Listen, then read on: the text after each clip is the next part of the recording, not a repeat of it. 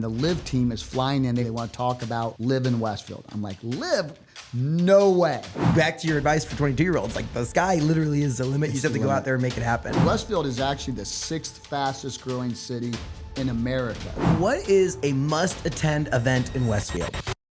From South Bend to Evansville and everywhere in between, this is Get In, the show focused on the Hoosier State and the incredible stories happening here today.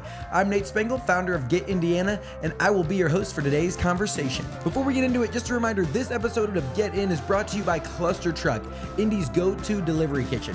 If you haven't tried Cluster Truck yet, you are missing out. They have over 100 menu items, everything from hand-stretched pizza to tacos, salads, breakfast burritos, and my personal favorite, their pad thai add chicken. They've got something for everyone, plus delivery is always free. Now here's the best part. If you order right now, by the time this podcast is over, your Cluster Truck order will already be at your door. It's that fast. So whether you're catching a game or just too busy to cook, head to clustertruck.com, order now, and use code INDY, I-N-D-Y, at checkout for 20% off orders of $25 or more.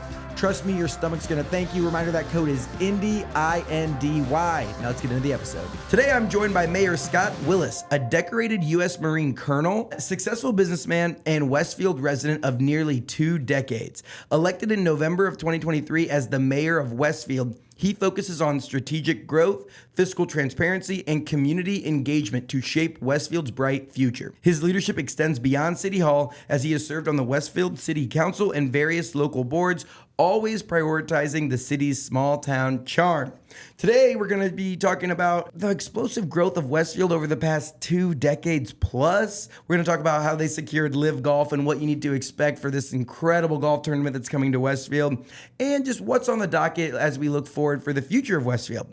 Mayor Willis, welcome to Get In. Great. Thank you for having me. I really appreciate it. Man, I am excited about this one. For anyone that doesn't know, Westfield is a suburb just north of Carmel, north of Indianapolis. Just north of Carmel. It has seen, if you've ever driven the 31 north, if you're going to South Bend or anywhere like that, you have seen over the past 2 decades or so more and more growth to the suburb of Westfield, and it's just been incredible to see. And it's awesome to have the mayor in the seat on the show today. We appreciate it. Yeah, Westfield is actually the 6th fastest growing city in America. And what might even be more eye-popping is we're the only city in the Midwest to show up on the top 100 list. So what's happening in Westfield is truly a unicorn in the Midwest. The only city in Indiana to show up in the top 100 of fastest growing cities? Midwest. No way. Not only Indiana, but the Midwest. We're the only city to show up on the top 100 And list. what do they measure that with from census to census? Census data, yeah. Okay, so over the past 2 census, like how much has Westfield grown? You know, that's a great question. I'm not 100% sure, but I can tell you over the last probably decade, we grew 87%. Now, we've seen a little bit of a dip here recently only because it's easy to go from, it's not easy, but to go from 10 to 20,000 is one thing, to go 20 to 40,000 is another. So we're seeing a little bit of slow in the growth, but we're still in the 30-40% range of growth every year. What was the first big domino that kind of led to this growth of Westfield? You know, Grand Park probably had a huge part in the growth that we're seeing now. It's not everything. When people ask me why is Westfield growing, it's because of our school district. We have a nationally ranked school district. It's one of the best in the state of Indiana. And when families are looking for communities to plant their flag in, Westfield comes up on any list when you're looking at top schools in Indiana. So I think that's been a driver, but Grand Park put us on the map. I was going to say, I feel like, was that 10 or 10 years ago maybe? 2012 was when Grand Park was approved and started. The event center was built in 2018. So about every 10 years, we're changing something at that park. And we just announced last night a major transformation of the park that's going to take us to that next level. So, oh heck yeah! Well, I know that Grand Park's also hosted some crazy cool events, like besides just like baseball and besides soccer and softball, all those fun things. Like I think I remember, did the Barstool Indy 500 tailgate was that? It was at like Grand Park. Like that's a wild. Like imagine like you're getting ready for Indy 500 and you're going north to Westfield to host the giant Barstool pre-party tailgate. That's right. Like, and it was really funny to see our former mayor there. He was still mayor at the time. in his mid 70s, and I'm not sure he knew what he was walking into. It might have been the biggest party in the history of Westfield. Yeah, honestly, that's hilarious. I love that.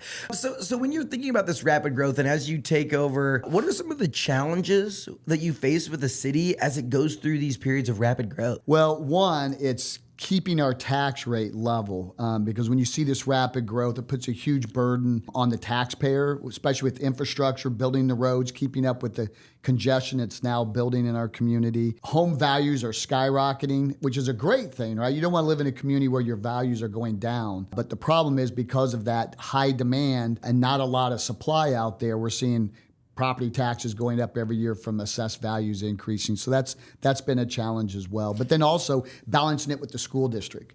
It is our key driver of our community, I believe. But when you have the rapid growth, it puts a real burden on the schools to keep up. And like I'm sure there are the Westfield traditionalists that remember back when it was still west of a field and there was still, all that stuff. So do you get pushback then from people that on one side, we want to grow and become a thriving, obviously you want growth and, more people coming in that want to be a part of this community. But on the other side, the identity of, it was a small town and it's still smaller, but it's definitely growing. What's the population now?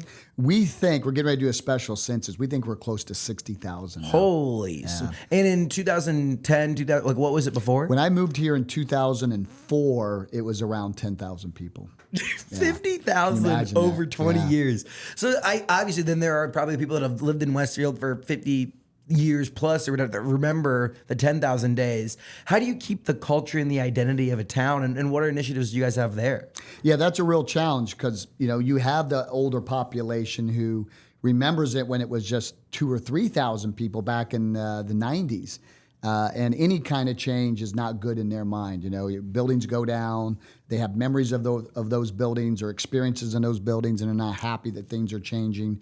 So it's been a real challenge keeping folks, the originals in our community happy, but also continue to grow and thrive. I mean, if you're not a growing city, you're a dying city, in my opinion. So we definitely don't want to be stagnant, but we have to be sensitive to what we are, who we are, and where we were at one time.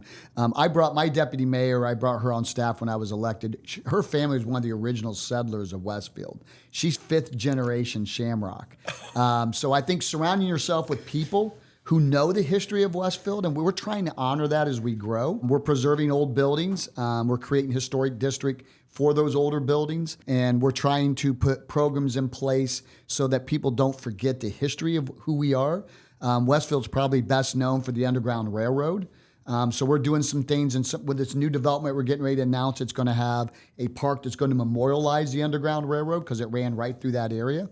So it's little things like that you can do to remember your history. Wait, okay, so can we do you know any, do you have some details about how Westfield was involved with the Underground Railroad? I do. It was Westfield, the Lindley family, the Lindley farm, as you're heading. Is that the cabin that's up by Sheridan too? No, as you're heading north towards Chatham, and when you see Chatham on the left-hand side there on US 31, you'll see a barn that's been renovated and an old farmhouse in the woods. That's the Lindley farm. That was considered the last great hope. If you could get to the Lindley farm as a slave, the likelihood of you getting freedom in Canada was very, very high. That used to be a swampland, and so the Lindley family would take the slaves and they would hide them in the swamp. And when headhunters would come in to try to collect the slaves, they would get bogged down, they'd get lost in the swamp, and it became very well known, don't bother going in there, you're not going to find what you're looking for, and you're just going to lose everything you have. So if you could get to the Lindley farm, that was gold. Is that a wedding venue now? It is. The barn was renovated as a wedding venue. I was there 2 years ago for a wedding, I think. Great venue. So a subtle plug out there. Yeah. It's a great wedding venue just north of like on 31 there. It's just on 31, the very west northern side. edge, right before you get to State Road 38. Yeah. Wow. That's crazy. Yeah. The Lindley Farms. Wow. And there was a lot of houses at one time that had trap doors or hidden rooms where the Quakers would store the slaves or hide the slaves from house to house as they progressed towards the Lindley farm. Many of those buildings, unfortunately, have been torn down, but we still have a few of those. It was called The Last Great Hope? The Last Great Hope. That is so cool. These are the fun things I get to learn about on the We've show. got some really neat history in Westfield. You know, it's a small Quaker town for over a century, but it's got some neat history. When did you get into politics and know that you wanted to be involved in the local community? That's a great question because growing up, I never envisioned myself running for office. I just retired from the Marine Corps about 2 or 3 years ago, and as I was nearing the end of my service and I knew retirement was on the horizon, I've always served, whether it be in the military or non-for-profits or coaching. And I just felt the call that, hey, I wasn't done serving, that there was something else for me to do. And the stars kind of aligned in my life where I could make a run for mayor. That's how it happened. I kind of just fell into it over time. And were you involved in other ways in the community before going to be mayor? Yeah, so I was on the planning commission. Former Mayor Cook appointed me to the planning commission, which deals with zoning of your city. I served in that capacity for a few years, and then I ran for city council. I was on council for 1 term. Before I ran for mayor. And so did you just take over then, like officially in 2025? 2024, January of 2024. Yeah, it's 2024. Okay, so you're about a year in now. A year in. What's been 1 year in, like the thing that takes up the most time that you didn't think would from the outside looking in? I knew government was very bureaucratic, right? 30 years in the Marine Corps, you see it up close. But I didn't realize it was as bad as it was until I got into the inner circle. As mayor, I've been frustrated by how slow sometimes things go. In simple tasks like transferring money from one line item to another, money that you have in the bank can take 2 or 3 months to get it transferred over. And so when you're thinking major projects and trying to pull off some of the bold stuff we're doing in Westfield right now, it can take 8, 9, 10 months just to get it to the council so that they can weigh in and vote on it. And that was very shocking to me. Yeah, I don't know. Politics probably not for me. Like the idea of 2 to 3 months. Like I think of an idea and I want to go finish it by the end of the day. So kudos to you for being able to have the patience there. I run 100 miles an hour and I'm not the most patient guy. So it's been challenging. What were a few of the big pillars that you said, hey, if I get elected to be mayor, I want to make sure we work on X, Y, and Z? 3 things. First off, it was diversifying our tax base. 90% of Westfield's revenue comes from residential property taxes. We don't have a lot of businesses. It's a bedroom community. And we have to diversify that if we're going to be a healthy, stable city moving forward. Because if we see another drop in property values like we saw in 2007 and 2008, we'll be crippled because our budget comes primarily from the residential side. Second was investing in our infrastructure. Because of the rapid growth, we've outkicked our coverage when it comes to roads and infrastructure. And I wanted to see us have a better plan, vision, and invest in that infrastructure. And then lastly is transparency. I didn't feel like the city, it's not they didn't want to be transparent. I don't think they knew how to be transparent. Everything we do in this community, we're out there talking about it. We're not hiding anything. And I think we brought a level of transparency to the city that Westfield's not seen. Heck yeah. 1 year in, what's the change or the thing or the initiative that you've done that you are the most proud of? Well, there's a lot, but one that I'm probably the most excited about is LIV. Yeah. It took us a long time to get that to the finish line. I was only mayor for a few months when we had that opportunity to pursue it. And to get an international sporting event in little old Westfield, Indiana, is pretty amazing. When they announced all the destinations, only 4 destinations in the United States, the rest were international. You know, they're saying Chicago, Nashville, London, all these great cities. And at the very bottom, it says Westfield, Indiana. And I can just imagine people looking at it saying, what? Where is Westfield? Yeah, well, take us to the beginning. Where does that process start and how do you get your name in the hat? So it was happening behind the scenes before I was even aware of it. Indianapolis or Central Indiana was on their radar screen because we host great events, right? Whether it be the swim trials, whether it be Super Bowl, Indianapolis has a reputation of putting on amazing events. So they were looking around at some of the different locations, and Steve Hinkie, who owns Chatham, got word of it and started a full-blown sales pitch on LIV to come to Westfield. I was in Houston at the time at a conference, and I get a call on my phone. He's like, "Where are you at, Mayor?" He's like, "I'm in Houston." He says, "I need you back here today." I'm like, "Why?" He said, "Greg Norman and the LIV team is flying in. They want to meet you. They want to talk about LIV in Westfield." I'm like, "LIV? No way." And that started, well, I was back in April. That started. You just get on a plane? Got on a plane. I called my administrative assistant, said, "Get me on the first flight out."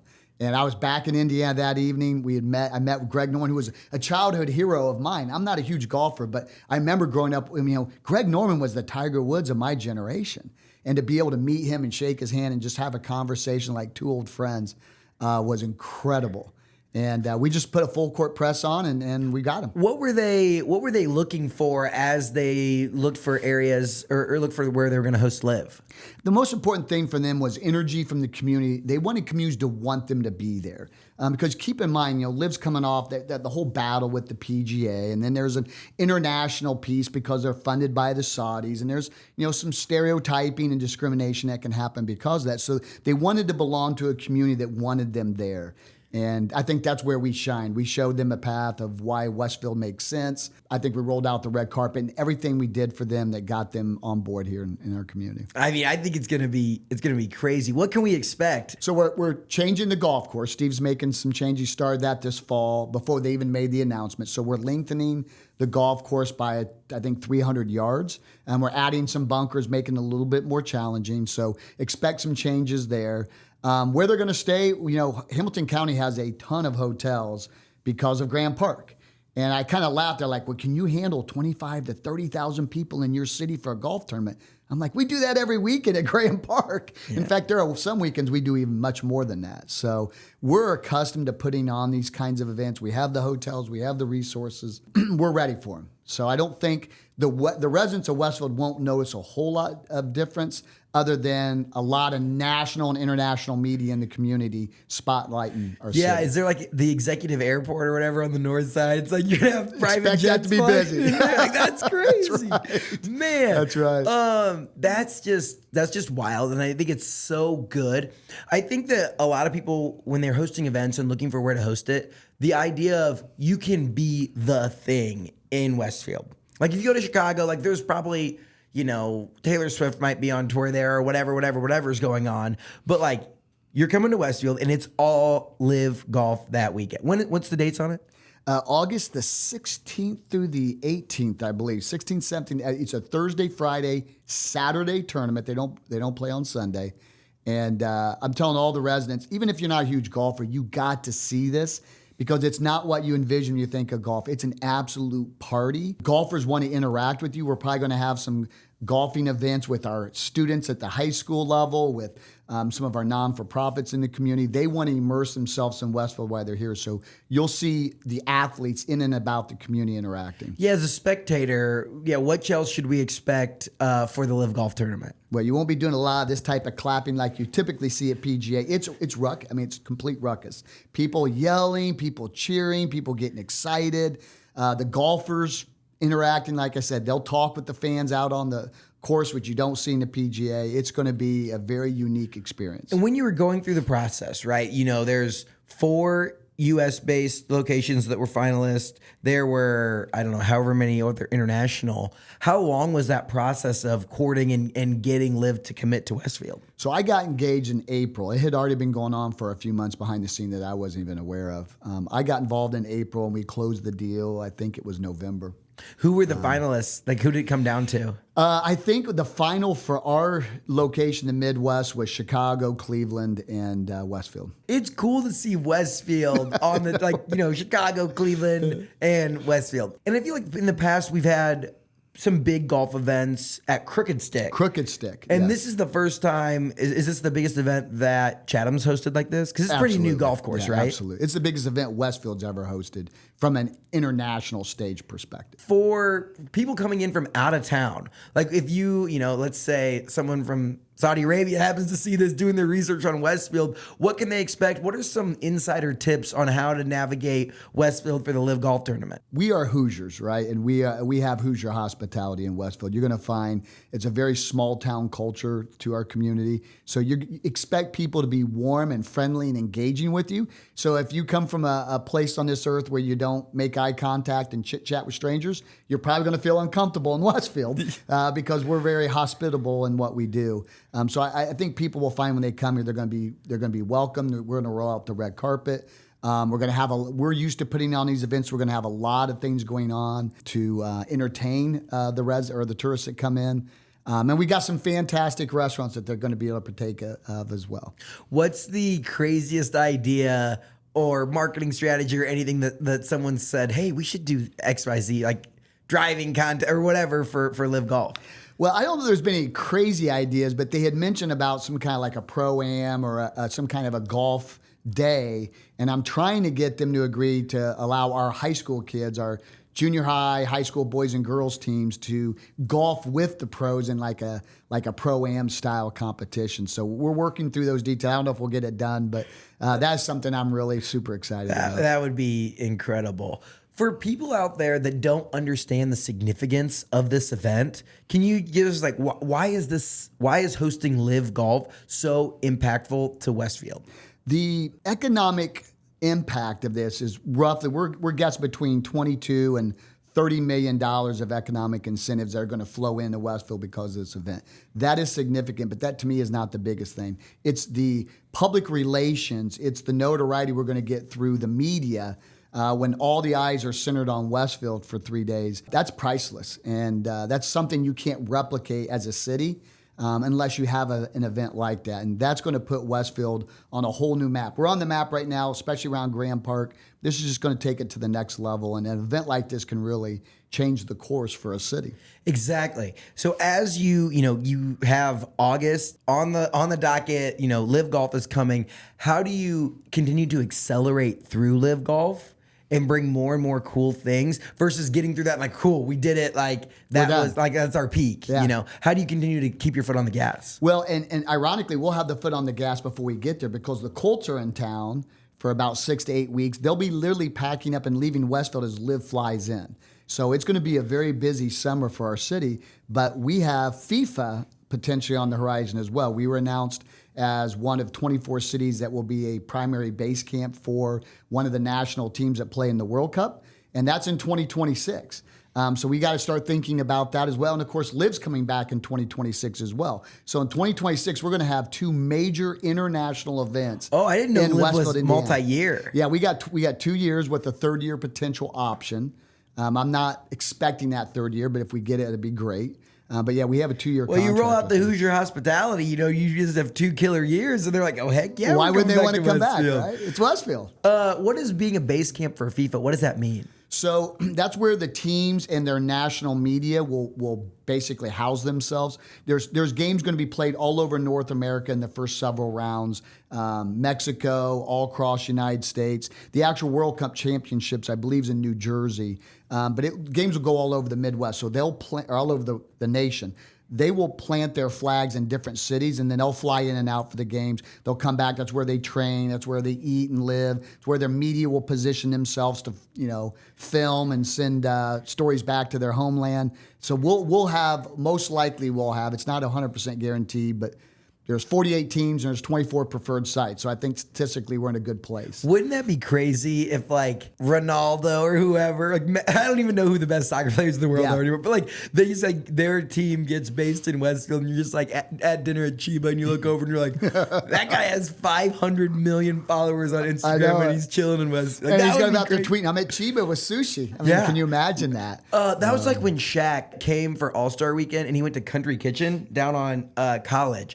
And he tweeted, went to Country Kitchen in Indianapolis, that macaroni on point. And it was lines at the door, open to close. Like it totally, like they're already a really good spot. Like Obama had eaten there when he came to town. But Shaq tweets that and I was like, oh, maybe I should try this out finally. No, you couldn't eat. It was like a 2-hour wait to get food. It was crazy. So like imagine that happening in Westfield. Okay, so other than major events and attracting, more international events and things like that, what else is on the docket on the outlook? Because is the mayor term 4 years? It's 4 years. So my years term will run through 2027. So between now and 2027, besides attracting more major events, what can we expect out of Westfield? Well, we're working on 2 things right now from a redevelopment perspective. We're trying to revitalize the downtown area in Westfield. We've released a 4-phase plan. Phase 1, we're executing right now. It's going to totally transform the downtown of Westfield. It's rare that a city can literally start with a blank easel and build the city from scratch. It's kind of what we're doing in our downtown area. I'm really, really excited about that. We're trying to create a more walkable, livable downtown to attract the younger generations. And then Graham Park. We just announced last night a new vision for a Graham Park district. It's going to house corporate headquarters, Anything and everything that touches the sports industry, we're trying to attract down there. More restaurants, more shops. We want the 5.5 million visits that come into Grand Park, we want them spending their dollars here and not going elsewhere. Right now, we're tracking dollars spent as far north as Lafayette and Kokomo, as far south as Columbus, Indiana. We can't house all the people that come in, and we certainly don't have the restaurants and shops to keep them here. So we're working on a vision that will keep those dollars in our community. That brings me into a kind of another question that I had for you. Obviously, Hamilton County, very well known for, you know, the Carmel, the Fishers. You go over Boone County, has Zionsville that's growing really quickly. How much do you look to the Carmels and the Fishers as inspiration versus maybe competition of like you are competing for the same dollars where people are going to plant their flag and live at? Well, I look at our sister cities in Hamilton County. When they have success, we have success. When Fishers lands a new company, a lot of them are probably going to live in Westfield, Carmel, Noblesville. We all benefit from that. So, yes, it's competitive, but we all cheer each other on from the sidelines. But yeah, it's a challenge. How do you distinguish yourself from other cities that are doing great things? We're looking at the successes of those cities, and there are pieces to that we're going to pull into Westfield, but we're looking much broader than that. I mean, we're looking globally. We've traveled to Georgia, we traveled to Texas. We're looking at unique developments all through the country and bringing those ideas into a uniquely Westfield vision. We want to do things differently. Yes, we love Carmel. Yes, we love Fishers and Noblesville, and we're going to steal from them a little bit, but we want something very unique that's different from our competition. Quick pause to tell you about one of my new favorite spots in Indianapolis, Back 9 Golf. If you haven't been yet, you're missing out. This is the perfect way to get your swings in no matter what the weather's like outside. This place isn't your average golf range. It's a full-blown experience. Locally owned, locally operated, these guys are all about bringing the community together for a good time. They've got climate-controlled bays, great food, live music, and a bar that keeps the drinks flowing. And if you're looking for a place to host an event, birthday, corporate outing, bachelor party, Back 9 is the spot. They know how to throw down and make sure your crew has an unforgettable time. So next time you're looking for a night out that's more than just another bar, head to Back 9. Swing some clubs, grab some drinks, and support a business that's keeping it local. Check them out at back9golf.com or just pull up and see what all the hype's about. Tell them you heard about it on Get In. One of the coolest places I've been to that I'm really hoping someone in Indiana picks up. Have you been to Kansas City? I have. The best barbecue in the world in Kansas City. The Power and Light District in Kansas I've been there. With the giant like awning roof thing and the stage up front and then all the shops throughout. Like Midtown Carmel kind of has that vibe a little bit, but just not quite to the level where they could just host events or host concerts without having to bring in a stage every weekend. The Power and Light District in Kansas City was one of the coolest places I've wasted a Saturday watching football and drinking a few beers. Like it was so cool. So like I think it's really, really impactful when people in positions of power go and see what's going and what's working in other places. Like a lot of times, whether it's going to the coast and seeing what's working in LA versus San Francisco to New York, or going to other metropolitans like Columbus, Ohio, or different places like that to see what's working and bring a little flavor of all that back here and then put a Hoosier spin on it and boom, there you go. In my last couple of years in the Marine Corps before I became mayor, I was in a job where I traveled. I mean, I flew all over the country twice a week, twice a month I'm gone. And I went coast to coast. So I've traveled all through the country, all over the world. I've seen the best and the worst of what's offered. And every time I go in to see, I take pictures, I take notes, and we bring that back and we brainstorm that. We were just in Frisco, Texas. Most people are like, what's in Frisco? It's a fantastic city. And 20 years ago, it was the size of Westfield, about 60,000 people. It's over 300,000 people now. And they've landed their Major League Soccer team down in Texas, Dallas Cowboys, the Dallas Stars. All those professional sports teams have relocated their headquarters to Frisco through very unique development. And we're looking at some of those things as we look at Grand Park, and that's our kind of professional franchise.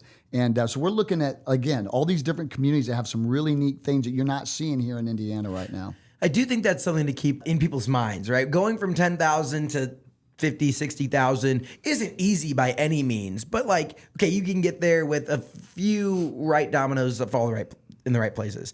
Going from 60 to 300. That's just unbelievable. That is, and the good part about Westfield though is you have a lot of space. We do, but we're landlocked more than you would think. So if we continue to grow at the pace we're growing at, we'll pass Carmel and Fishers for sure. We just got more Just based on mass. land? Just based on land mass. If we continue to develop like those two cities have, we'll be bigger than both of them. But we're the northern border of our township. We're not going to grow beyond Westfield's township. So we're a little bit more limited in that way. You would think we could grow north till the cows come home, but that's not true because of just how annexation. I was gonna say, what's the town or the city or the township that would be north of you? Sheridan, it's Adams Township, but it's the town of Sheridan, and they control zoning there. So we just can't step in and steal their land. You can't just go, hey, this is ours Hey, now. we think we'll take this from you. Thank you very much. So, we'll probably end up around 120, 130,000. It won't happen while I'm mayor, but the future of Westfield will eventually take us to that level. What prediction do you have for the entire northern suburbs of Indianapolis? My prediction is Noblesville would be the biggest city in Hamilton County. Really? Because they just annexed another township. They have twice the land of everybody else. Now, they're not seeing the rapid growth rates that we're seeing in Fishers, Carmel, and Westfield, but they have a lot more to play with. And Chris Jensen's an amazing mayor. He's doing a great job there. And if he stays around very long, I anticipate they'll eventually be bigger than all of us. How often are you and the mayors of Carmel, Westfield, or Carmel, Noblesville, Fishers, like getting in a room and chatting about Hamilton County and what's going on there? So we formally have a dinner once a quarter. We bring in the 3 county commissioners as well, and we'll have a dinner and talk about challenges and things going on in our community. But we have a text string. I was talking to the 3 other mayors this morning on text at 6:30 this morning. Chris Jensen sent out a text to myself, Sue, and Scott, and we're bantering back and forth. So we're always sharing ideas. Sometimes I'll call one of them to ask a question or compare notes on a particular topic. But we have a wonderful relationship. It's great to have people like that you can lean on. For Westfield sports, who's the biggest rival? We are the elephant in the room. I'm just telling you. I mean, everybody wants to be Westfield. No, I'm just teasing. Our football team is superior in Hamilton County. And I can remember years growing up in Westfield, early in my time there, that we were not that. But we have been the giant, the elephant in football for a long time. It's that Jumbotron. Like I think Gotta it was love that, right? 2014, 2013. Because I'm from a small town in northern Indiana. My high school football team, unfortunately, we weren't very good. We won 6 games in 4 years. And I would drive to Indianapolis, and I'd just be like looking over to the left, like coming south, and I'd just be like, damn, they have a Jumbotron? Like, they're playing in the big leagues, and I like our school, the scoreboard has a couple light bulbs missing. Like, what's going on here? Well, I grew up in a similar school, so I can relate. But yes, Are you Westfield, from Indiana originally? I am. I grew up in Kokomo, just north of Westfield, 20 minutes. I went to a very tiny school called Taylor. I had about Taylor Titans. Taylor Titans, you know us. Come on. We just won our first football sectional this year. I was so proud of them.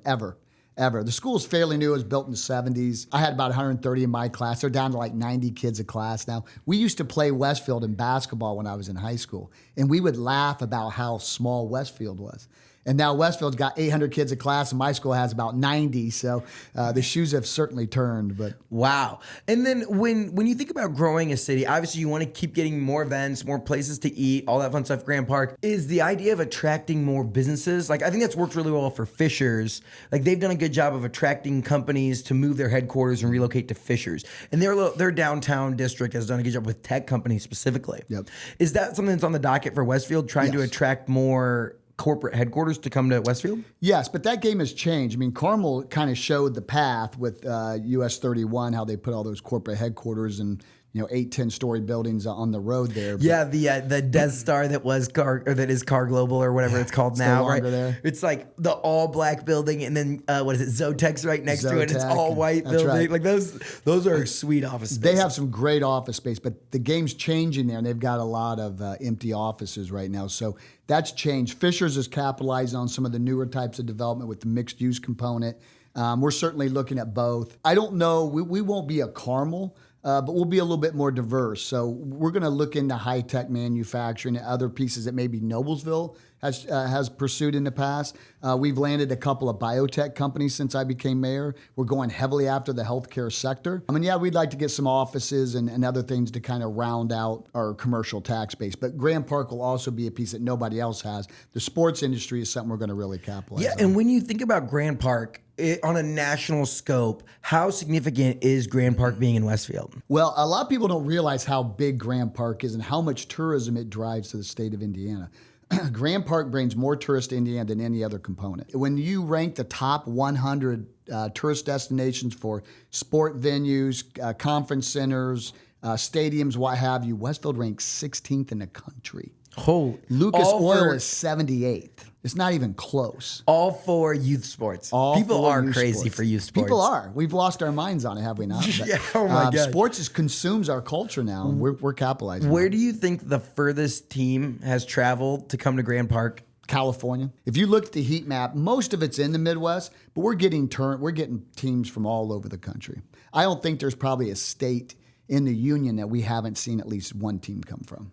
Can we go check? Has Alaska, has Hawaii? Maybe not Alaska and Hawaii. That's a good point. But that's 48 cool. states on the mainland, I'm pretty confident we hit them all. Pretty sweet. I don't think that people appreciate that nearly enough, especially if you're not in the youth sports game. Like if you don't know about all the craziness, especially baseball. Baseball families travel. They do. Like every weekend you're in Ohio, Indiana, Kentucky, Georgia, Texas. Like you're all over the place for travel baseball or travel softball too. It's crazy. And now we just announced last night, we're looking at a 4-rink ice rink in Westfield. So now we're going to go after the winter sports because what we see at Grand Park is huge peaks in the summertime and late spring all the way to early fall, but then it bottoms out during the winter months. So we're looking at bringing in some winter components to the campus to bring a year-round tourist destination for our city. That is so cool. When you're thinking about how residents can stay informed, get involved, any tips that you have for the Westfield residents that might be listening to help make their voices heard? Well, follow us on Facebook. When I first took office, we didn't have a lot of followers on our Facebook page and Instagram. We have dramatically increased that. I've got an amazing director of communications who has spent a lot of time focusing on that. And we communicate daily, sometimes 2, 3, 4 times daily on things going on in the city. So if you want to be tapped in and you're a social media nut, go to Facebook, go to Instagram, like our page, and you'll be tapped in. We also have a quarterly, actually it's a weekly newsletter, and we're also publishing now a quarterly newspaper that goes into every mailbox in Westfield. So we're over communicating. If you're not getting information, get out of your hole because we're pushing information from every corner we can. Heck yeah. The last thing I wanted to talk about when we're kind of looking ahead on the horizon was the entertainment district that was proposed. Is that like I think a 10-year plan or something along the lines of that? Was that what a piece of the ice rinks will be in that? What else can we expect that's on the potential docket for that?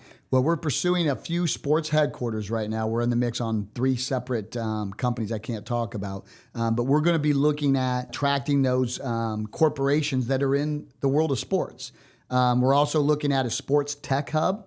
You know, Fisher's did their tech hub. We're going to do ours centered around the sports industry. I mean, how many businesses could benefit from a 400-acre sports campus where they could test their product? So we're going to create a work hub, tech hub there at the campus, and then expect mixed use. We want more people living in the Grand Park area, which will help us bring in more restaurants, more retail, and other types of family entertainment that our visitors desperately want, and quite frankly, our residents want as well. Yeah, I've been up to one of my favorite spots up in Westfield is West Fork. West Fork Whiskey. They're Blake and his crew up there. They're good people. So there are definitely cool things there. I definitely see on the horizon. You know, putting all these puzzle pieces together is a fun challenge that luckily you get to be at the helm of. As we're kind of getting close to the end of the show and wrapping up, I do a couple fun segments and questions, things like that. So this question is brought to you by our friends at Orr Fellowship. They're a great organization here in Indianapolis, helping develop young business leaders across the state. So Mayor Willis, what advice would you give to your 22-year-old self? The sky's the limit. Don't ever think that you're stuck doing something for the rest of your life. When you look at my life and my career and the different paths I've taken, 22 years old, I would never envision being where I'm at today. Yeah, I mean, you were in the Marines? I was in the Marines. I got an engineering degree from Purdue, and my parents just about stroked out when I told them I'm joining the Marine Corps. I spent 30 years in the Marines. Not all of that was active duty. When I came off active duty, I started up a couple of businesses. I still own one of those companies. What's the company? It's called Jarhead Holdings. Jarhead is a nickname for Marines. And I invest in commercial and residential properties. Heck yeah. Yeah, so I bought my first office from my primary company, and I just created an LLC to hold it. And as my company grew and I outgrew the space, I bought another one. Next thing you know, I'm like, hey, this is actually brings in revenue. So I started buying other properties, and we're not huge. I've got like 8 or 9 properties in Hamilton. So your parents probably thought, did everybody else think you were crazy? You graduate from Purdue with an engineering degree. Yeah. What made you want to go into the service? So I have a history of service in my family all the way. My great grandfather was a Marine in World War I. So we have Marines through every generation of my family.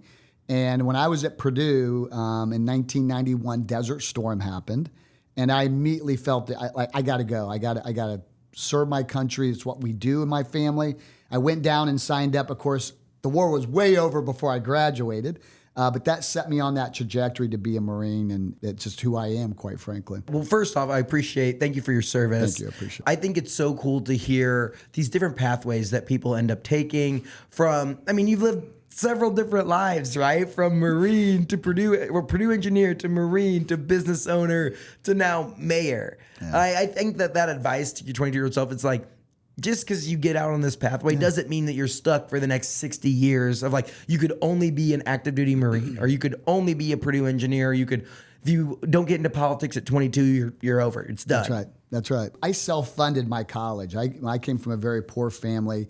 Graduated from college with about $30,000 worth of debt back in 1992, and took a job in the Marine Corps paying me $28,000 a year. It was a very low-paying job. I could have made a lot more money in corporate America. The stars aligned for a reason, and I am here today because of all those experiences that I had as a young man. And you're still a rabid Purdue fan, correct? Oh my gosh, yeah. And we did some sleuthing on the internet on Purdue game days. Do you have some tradition or something to do with like a hat or something on game day?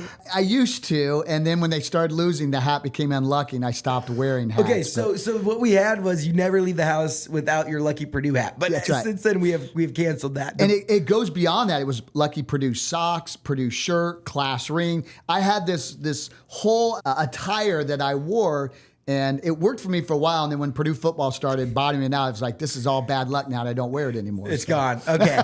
What's your favorite tradition that Purdue has? During the opening ceremony before football games, they do I Am an American. I don't know if you've ever seen the home Purdue football game, but it's a very special piece to what they do in their pregame ceremony. And it's basically saying, I am an American. And it talks about being an American and why they're doing that. The band's playing leading up to the national anthem. And it's just, for me, it's a chilling experience, and something that I feel a lot of pride about serving and being an American. Heck yeah, Boilermakers. I think that's so cool. That's amazing. And the biggest drum. The world's biggest drum. The world's biggest drum. How does it get any better than that, right? Yeah, home to the We may world's not win biggest football games, but we have the world's biggest drum. Amen. Hey, we're going to get on the right track. What is it, the UNLV coach? Barry Odom. Super excited about it. Come on. Especially with IU being good. We don't talk about that. Yeah, you really got to get it figured out there. Okay, next question. What is the biggest perk of serving as mayor? Man, I'm not sure there is a big perk. Like reserved parking spot in the town square? I don't even get a reserved parking spot in the city hall. What? I get no perk. At Christmas time, I get a lot of chocolates or goodies. People want to bring in goodies to the city. The biggest perk is 20 pounds. The 20 pounds I gained every December. That's the biggest perk. I love that. Is there a book that you would recommend everyone read? Man, I'm a reader, and I've got a lot of books I'm reading right now. One book I'm reading right now it's called The Mosquito Bowl. It's a great book. I won't deep dive into it too much, but I don't know if there's a single book, but I'm a huge George Washington nut. I love reading about George Washington, his history. I've read multiple books about his time, both as a young man all the way through his presidency. And if you have not studied our founding fathers, you owe it to yourself to do so. It's truly remarkable how they put this country on the trajectory that it's on now. They certainly weren't flawless. They had their warts, but amazing men who had a vision. They carved something out of nothing. There was no roadmap to what happened here in America, and I just love reading about them. I'm a history buff, and I love all sorts of, from World War II to, I'm currently reading Elon Musk's biography, which has a slight piece of history because over the last 20, 30 years or whatever, and just like hearing about these crazy cool leaders and inventors and people that just changed the world. It's like, man, back to your advice for 22-year-olds, like the sky literally is the limit. You just have to go out there and make it happen. That's right. What is a must-attend event in Westfield? Westfield Rocks the 4th is our 4th of July celebration, and we have thousands of people come into the seats. It's one of the best fireworks displays, I think, in the state.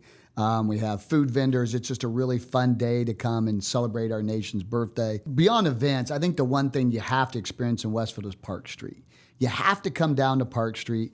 We've refurbished these little old houses. Some of them are historical in nature, but old houses. And we have these really cool, eclectic restaurants down there. Nyla's, Italian House, Chiba, Greeks. We have so many really neat restaurants. And it's like stepping back in time when you get into Park Street. So you need to come down and experience that. Well, you lead me right into my next question. What's the best date night spot in Westfield? You know, if you're trying to woo an individual, probably Nyla's. It's probably my favorite restaurant in Westfield. It's an old red barn that they turned into a really neat restaurant, and it's not lit real well. It's got a lot of candles. It's got a really cool bar, and the menu is just fantastic. Everything on that menu is unbelievable. And so from a romantic standpoint, probably Nyla's or next door at the Italian House. Those two are pretty high up on the list. And if we're doing an activity before or after dinner, what are we doing? Well, after dinner, you should walk across the street to Grand Junction, our award-winning park. It's a 5-acre park, and it's got a lot of lawn places where you can just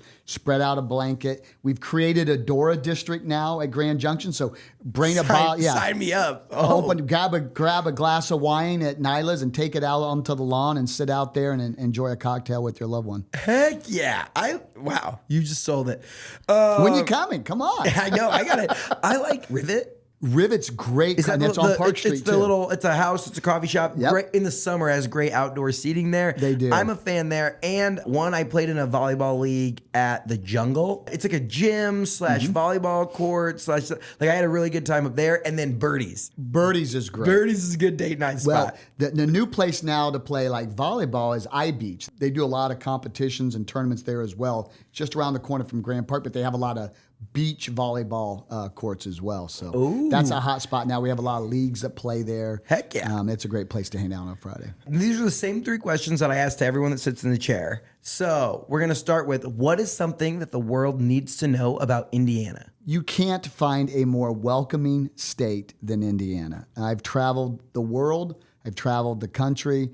And the one thing that always resonates with me when I come home is how nice people are. I know a lot of people move away because of beaches or mountains or this, but there is something special truly about the people of Indiana. And I know that we all say that, but when you get out there and you actually experience it and go live and check out other places, travel the world, it's like there is something special about coming back and, grabbing a beer at your favorite local spot and chit-chatting with the bartender. That is great advice, too, for people who come for live. Like, be prepared for some chit-chat. If people hold the door for you for far too long. That's right. Like you're 100 meters out there. I'm opening this door and waiting for you to come. That's right.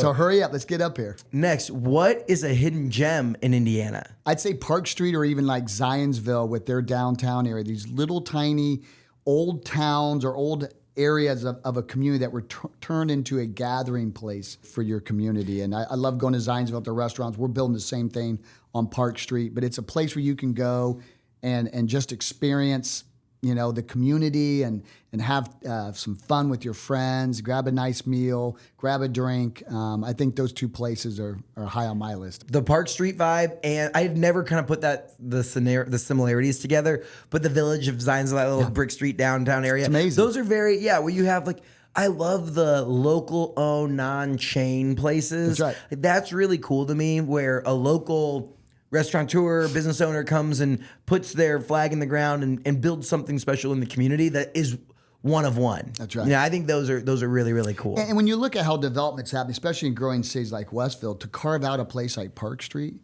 it's unheard of. Because it doesn't shed off a lot of assessed value and a lot of tax revenue, but it's eclectic and it's unique and it's what makes Westfield Westfield. So we're gonna expand on that, but it's hard to find places like that. Last question of the lightning round here: who is a Hoosier that we need to keep on our radar? Someone who's doing big things. Do you know Mitch Frazier? Agronovis. Agronovis just was awarded the Sagamore the Wabash by the governor. I've known Mitch for many years. He led the fundraising efforts for our new YMCA. The man is exceptionally talented, but more importantly, he's just a nice guy. I've never met anybody who doesn't like Mitch. And I teased him. I said, you need to run for governor and use the logo or slogan, my man Mitch, right? Copy that. But he actually worked for Mitch Daniels very early in his career when he came off out of college. He was in the Army, got out, went to college, so he's a veteran. Just everything about Mitch I love. You talk about like living 10 different lives. Mitch Frazier. It's 20 different lives. From Army to Exact Target. I think he was in marketing or PR at Exact Target, to running Reynolds Farm Equipment, to back then to Agronovus. Like, those are just like wild. And by the way, he got into running. He's running marathons now. I mean, it just everything he Mitch. chooses to do, he's just successful. Yes, that is a great. I didn't know he was a Westfield resident. He's a Westfield guy. That is a proud one to have. That's a Hoosier that everyone. If you don't have him on your radar, you need to put him on there. You need to put Mitch Frazier on there. The final question that I have for you, just as I'm curious about being the mayor and all the different things going on, big events like LIV coming, FIFA, taxes, trying to develop this, that, the other thing, Grand Park. What is the hardest part about being the mayor of Westfield? Sticking to a vision. I call myself a professional arrow catcher. No matter what decision I make, I'm taking arrows from somebody. Somebody's not going to like what you're doing. And having the conviction and the vision to stay the path, when you know that's the right path, despite the noise that's going on around you, it can be very challenging. And that's something that I sometimes even struggle with. You think you've got this great idea, and then you hear a lot of negative feedback, and just having the conviction to stay the course. Yeah. I've talked to leaders from whether it's politics or business, and one thing I see specifically of like small/growing towns is you fight between people who want to stay small and traditional versus grow and thrive and build a robust economy. With the rise of the internet and social media, I talked to someone, they were governor of a small town for, from 2000 to 2016, 2012. And like around the time that the Facebook comes out and Twitter comes out, all of a sudden you used to, if you had a problem with the mayor, you had to go into City Hall and like talk to him face to face. And then all of a sudden, everything, you look, every other Facebook post or group is like somehow, like I get the same kind of feedback. All I do is promote the state of Indiana, but somehow I'm the worst guy who needs to move out of the state because I'm doing the keyboard warriors hate everything. That's crazy. So I just want to say, keep up the good work. Like we see it, people see Westfield growing. Attracting an event like LIV, like doesn't happen if the person that's at the tip of the spear isn't doing their job and working hard. So kudos to you. Appreciate it. Keep up all the great work. I'm excited. We're gonna check back in before 2027. We're gonna see how things have been going along the path and everything laid out there. And hopefully by that point we'll be renewing LIV for that third year of the contract, right? Well, you need to do a podcast at Chatham during LIV with one of the golfers. We need to find a way to make that happen. How about Greg Norman? Maybe we get Greg to sit down with you. If you make that happen, oh guy. my gosh, I might have to put HQ2 in Westfield. Deal. I'll be one of the first businesses to move up there. That would be crazy cool. I love that. Whatever it is, we're gonna have to do something up at LIV. Absolutely. Some type of live thing, get people up there. Because I see it, it's like if you're in the media and you're on social media specifically, like LIV is crushing it. And there might be some people in the state of Indiana that don't realize how big, they're like, what's this JV golf league? It's not a JV golf league. The best golfers in the world are playing in LIV. And there's just so much money attached to that. So it's huge. Thank you for all the hard work. Go Rocks. Come on, baby. Go Rocks. Yes, sir. All right. Appreciate it. Thank you for listening to this episode of Get In. If you like what you heard, make sure you leave us a review wherever you listen to podcasts. This show is made possible by our friends up at Sweetwater. Whether you're looking to start a podcast or take your content to the next level, click the link in the description to see all of my gear recommendations at sweetwater.com. If you want a behind the scenes look at everything we're doing across the state, make sure you follow me on Instagram and TikTok at Nate Spangle. Thank you so much for listening and being part of what makes the Hoosier State great. We'll see you next time here on Get In.